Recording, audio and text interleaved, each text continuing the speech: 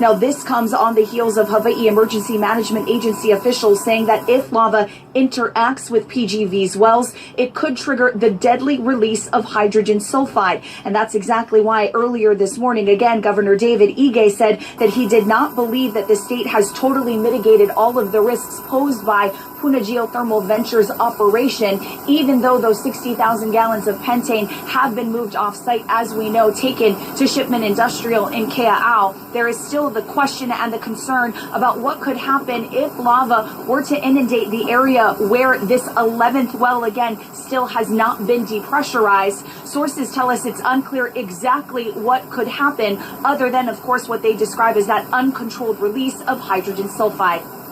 Now, as we mentioned, some of the lava flow is threatening a geothermal plant. It was built to harness energy from this volcano. Now the flow, though, is edging in on the plant's property. Earlier this month, concerned workers removed 50,000 gallons of a flammable liquid gas that was stored at the site. They are racing at this point to shut down the wells.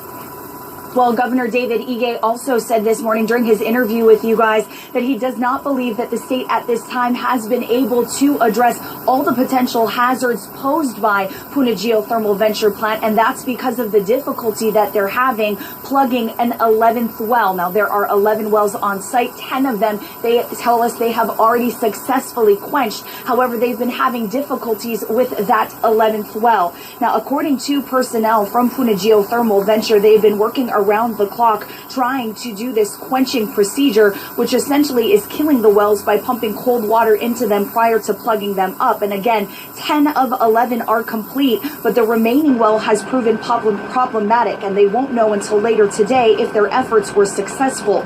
According to PGV, one well has resisted both fresh and salt water injections in their efforts to kill the heat and pressure. That's why they are waiting on a substance similar to mud to get into the plant area today that they'll then attempt to use to plug that well to prevent lava from interacting with the gases that are trapped inside. And again, they won't know until later this morning if that substance even arrives. One of the other threats residents are dealing with is called laze. When the lava flow hits the ocean, it creates a dangerous stew of hot steam, tiny glass particles, and hydrochloric acid, which is poisonous and burns on contact.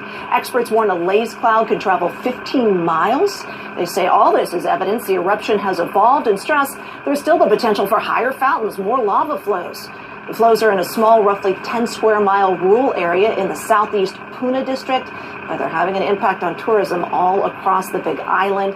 Tourists and residents have been asked to stay away from that southeast coast, and some cruise ships have canceled stops on the Big Island. Yes. Hotel rooms also not being filled, so we're talking about millions of dollars lost as far as tourism, and of course this is still going on. So the unrest at Kilauea has been going on for over 2 weeks, and we still have activity at the summit and the lower east drift zone.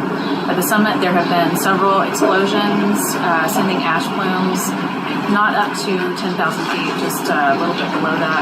And also then at the lower east drift zone, we have had a couple of fissures reactivate, 6 reactivated overnight, and then fissures 22, 6, and 19 are still sending flows that are going down to the south, and then there's some that are starting to flow a little bit to the north.